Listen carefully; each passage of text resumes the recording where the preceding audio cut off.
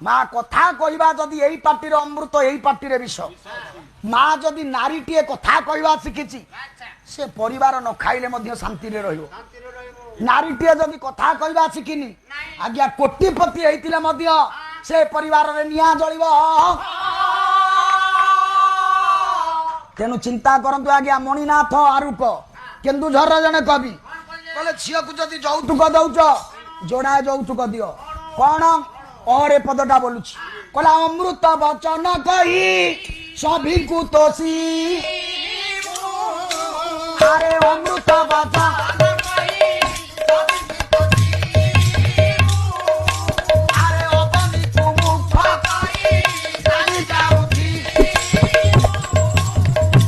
बापा यौतुक दौच झील को ये यौतुक आग दियो बुझे कि पठाओ माल शाशु घरे शाशु हुंतु ससुर हुंतु स्वामी हुंतु दियर हुंतु अमृतमय कथा कहवा शिखिबु चिंता करंतु आज्ञा ये यौतुक जदि देइछ शाशु पेट्रोल पकेकी जालिबो झील को आउ आमे तो कहूचे शाशु पदे कहले मते फोन करिवु शाशु चतुरा पदे कहले मते फोन करिवु आमे जाऊचे ताकू घर को नहीं आसुचे केस दौचे झील कहीं मानव